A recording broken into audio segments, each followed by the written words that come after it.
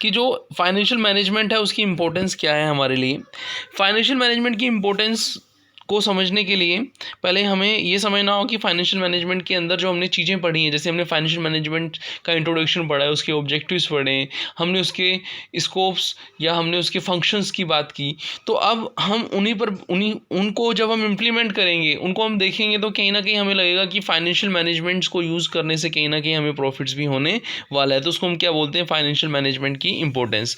अब यदि आपसे फाइनेंशियल मैनेजमेंट की इंपॉर्टेंस पूछेगा तो इस तरीके से पूछ सकता है, explain the importance of financial management in the present day business. तो उसमें आपको बताना है कैसे कि फाइनेंशियल मैनेजमेंट कैसे इंपॉर्टेंट है, किस टाइप के ऑर्गेनाइजेशन में फाइनेंशियल मैनेजमेंट का क्या रोल रहता है, उसको हम इस क्वेश्चन के अंदर एनालिसिस करेंगे। जैसे फर्स्ट पार्ट हम पढ़ेंगे importance of all type of organisation, चाहे वो बिजनेस ऑर्गेनाइजेशन हो, चाहे वो चैरिटेबल ऑर्गेनाइजेशन हो, चाहे वो गवर्नमेंट अंडरटेकिंग हो, पब्लिक अंडरटेकिंग हो, वहाँ पे ऑल टाइप ऑफ ऑर्गेनाइजेशन में फाइनेंशियल मैनेजमेंट कैसे इंपॉर्टेंस है।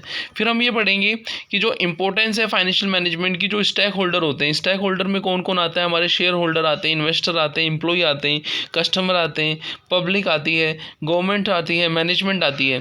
तो ये जो हम यहाँ पे स्टेक होल्डर के नेम पढ़ रहे हैं, एक तरीके से हमने अकाउंटिंग जब पढ़ी थी तो हमने इनको किस नाम से पढ़ा था, इनको हमने पढ़ा था यूज़र ऑफ अकाउंट्स के नाम से पढ़ा था। तो फाइनेंशियल मैनेजमेंट जो यूज़र ऑफ अकाउंट है, जिनको हम स्टेक होल्डर यहाँ बोल रहे हैं, उनके लिए फाइनेंशियल मैनेजमेंट कैसे इंपॉर्टेंस है उसको हम यहाँ पे समझेंगे। आते हैं देखो आगे। फिर उसके बाद हम पढ़ेंगे कि जो फाइनेंशियल मैनेजमेंट है वो एक ऑर्गेनाइजेशन नहीं, ऑर्गेनाइजेशन के सारे डिपार्टमेंट में कैसे इंपॉर्टेंट है। तो कहने का मतलब ये हुआ कि हमें 3 स्टेप्स में फाइनेंशियल मैनेजमेंट की इंपॉर्टेंस को समझना है। सबसे पहले हम importance of all type of organisation लेते हैं। हम सबसे पहले बात करेंगे बिजनेस ऑर्गेनाइजेशन। देखो बिजनेस ऑर्गेनाइजेशंस जो अकॉर्डिंग टू द साइज या टाइप होते हैं, वो आपके स्मॉल, मीडियम या लार्ज साइज एस्टेब्लिशमेंट होते हैं। अब बिजनेस ऑर्गेनाइजेशन के ऑब्जेक्टिव रहते हैं, जैसे कि हमने पहले ही पढ़ा था कि जो बिजनेस के ऑब्जेक्टिव रहते हैं प्रॉफिटेबिलिटी, एफिशिएंसी, ग्रोथ, है ना, पीईजी, और इसके अलावा सर्वाइवल और स्टेबिलिटी रहती है। तो बिजनेस के जो ऑब्जेक्टिव हैं कि पीईजी, पैक लगाने से सर्वाइवल और स्टेबिलिटी आती है। तो बिजनेस के जो ऑब्जेक्टिव्स हैं, इनको यदि हमें पूरा करना है तो कहीं ना कहीं हमें फाइनेंशियल मैनेजमेंट को हेल्प लेनी होगी, क्योंकि फाइनेंशियल मैनेजमेंट की हेल्प से हम ऐसे डिसीजन लेंगे जो हमें अपनी प्रॉफिटेबिलिटी, एफिशिएंसी और आपकी ग्रोथ को अचीव करने में हेल्प करेगा। तो हमने बिजनेस ऑर्गेनाइजेशन के लिए पढ़ा। अब हम पढ़ेंगे चैरिटेबल ऑर्गेनाइजेशन के लिए या नॉन प्रॉफिट या ट्रस्ट ऑर्गेनाइजेशन के लिए।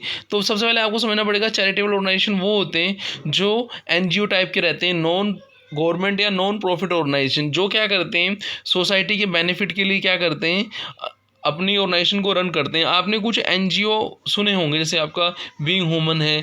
तो जो आपके एनजीओ रहते हैं, जो गवर्नमेंट्स जैसे आपकी गवर्नमेंट्स के इनिशिएटिव से जो एनजीओ रहते हैं, ये ऐसे एरिया में जहाँ पे डेवलपमेंट नहीं है, वहाँ ये क्या करते हैं, वहाँ पे डेवलपमेंट में रोल प्ले करते हैं। हो सकता है कि वो कहीं ना कहीं मेडिकल की फेस में कर रहे हो, चाहे वो एजुकेशन के फेस में कर रहे हो, वो कहीं ना कहीं लोगों को क्या करते हैं, अवेयर करते हैं और उनकी हेल्प करते हैं। तो ये जो ऑर्गेनाइजेशन रहते हैं, इनका भी मैनेजमेंट करना ज़रूरी होता है। आप सोच रहे होंगे कि यहाँ पे जो आपके ऑर्गेनाइजेशन है, यहाँ पे फाइनेंस मैनेजर की रोल क्यों बढ़ेगी, यहाँ तो प्रॉफिट तो है ही नहीं। लेकिन जैसा कि हमने पहले भी डिस्कस किया था कि जो नॉन गवर्नमेंट या चैरिटेबल ऑर्गेनाइजेशन होते हैं, उनको इतना प्रॉफिट तो अर्न करना होता है कि वो अपनी कॉस्ट को क्या कर सकें, कॉस्ट को रिकवर कर सकें। तो उन प्रॉफिट्स को अर्न करने के लिए भी उनको क्या करना पड़ेगा, फाइनेंस मैनेजर का अपॉइंटमेंट करना पड़ेगा। जैसे मान लीजिए फॉर एग्जांपल कोई आपका एनजीओ है, वो क्या करता है, एजुकेशन के फील्ड में है, तो उस एजुकेशन के फील्ड में जो खर्चा करेगा तो कहीं ना कहीं उसको किसी से डोनेशन या रेवेन्यू लेना होगा,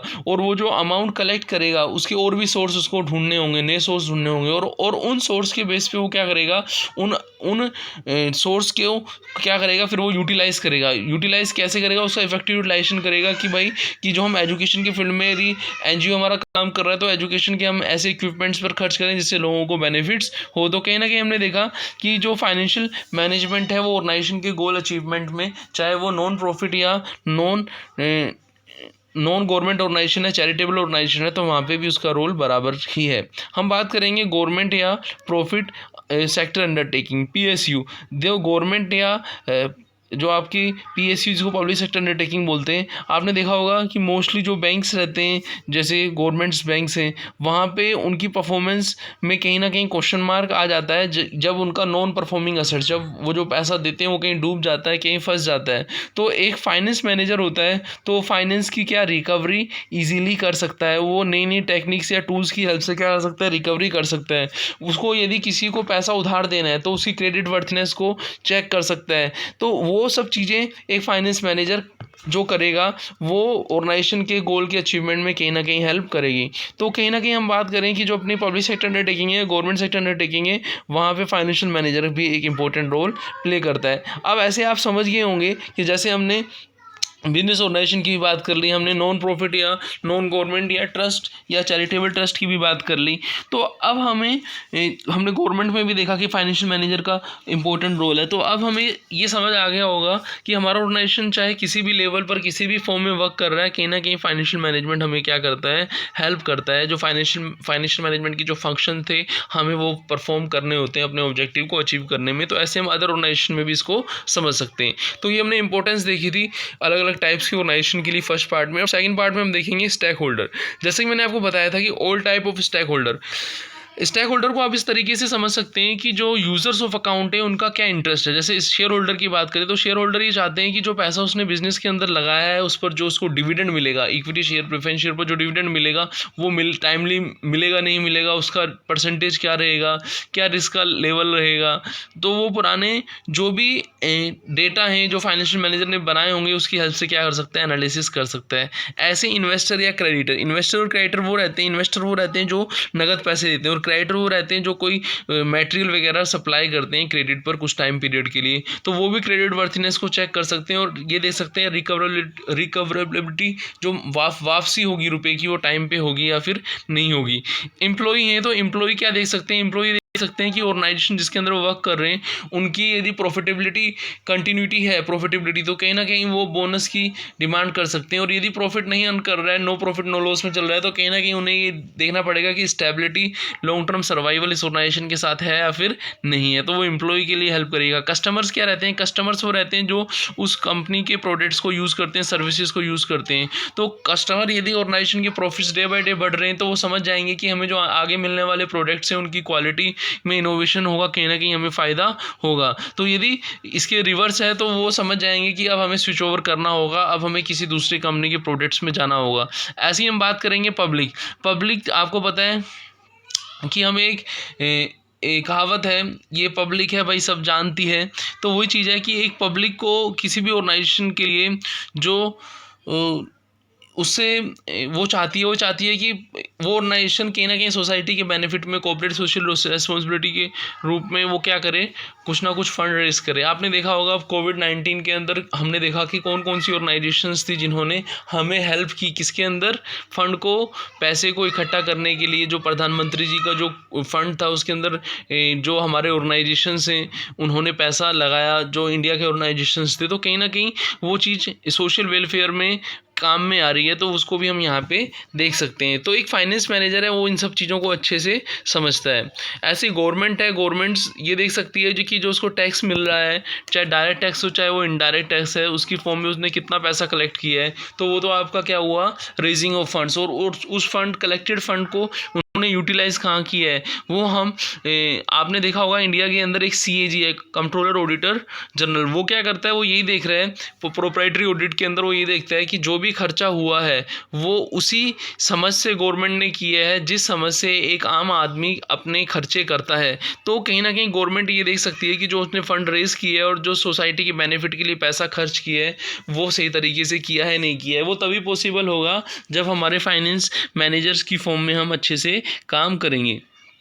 फिर बात करेंगे मैनेजमेंट की। मैनेजमेंट और जो ऑर्गेनाइजेशन होता है दोनों मोस्टली एक ही देखे जाते हैं, पर किसी किसी संस्था के अंदर जब बड़े स्केल पर काम होता है वहाँ पे मैनेजमेंट और जो आपके एम्प्लॉय रहते हैं उनमें कहीं ना कहीं क्या आ जाता है, डिफरेंस आ जाता है। डिफरेंस क्यों आता है, मैनेजमेंट जो रहता है वो एम्प्लॉई से नहीं जुड़ता, वो एम्प्लॉयर से जुड़ता है। वो एम्प्लॉई और एम्प्लॉयर के बीच में एक मिडिल पाथ होता है।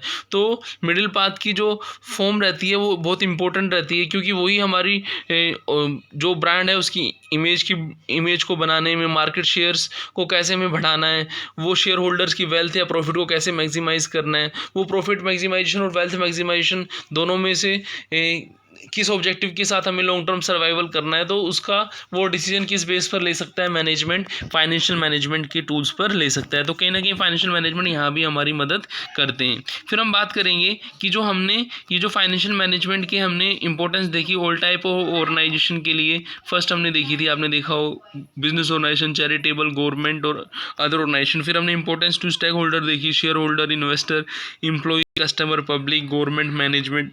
तो अब हम इसको समराइज करते हैं कि जो इंपॉर्टेंस ऑफ फाइनेंशियल मैनेजमेंट है वो ऑल टाइप ऑफ ऑर्गेनाइजेशन है और ऑल टाइप ऑफ लेवल है। किसी ऑर्गेनाइजेशन के अंदर आपने देखा हो जो जो डिफरेंट फंक्शनल एरिया होते हैं, जैसे प्रोडक्शन है, मैन्युफैक्चरिंग है, मार्केटिंग है, पर्सनल है, मटेरियल है, इन्वेंट्री है, सब में फाइनेंशियल मैनेजमेंट का एक कोऑर्डिनेशन रहता है। यदि टाइमली फंड नहीं आएगा तो कहीं ना कहीं हम रॉ मटेरियल नहीं परचेज कर पाएंगे और कहीं ना कहीं हम प्रोडक्शन प्रोसेस भी सफ़र होगी, कहीं ना कहीं अकाउंट्स वाले भी टाइमली सैलरी नहीं बना पाएंगे जब फंड्स नहीं होगा। तो कहने का मतलब ये हुआ कि एक फाइनेंस मैनेजर को जो डिफरेंट फंक्शनल एरिया हैं, चाहे एचआर हो, मार्केटिंग हो, चाहे फाइनेंस हो और चाहे आपका प्रोडक्शन ऑपरेशन हो, तो उसको सबके साथ क्या करना पड़ता है, कोऑर्डिनेशन करना पड़ता है। तो हमने इस वीडियो के अंदर ये पढ़ा कि फाइनेंशियल जो मैनेजमेंट है उसके क्या इंपॉर्टेंस है। तो मिलते हैं नेक्स्ट वीडियो में। थैंक्स।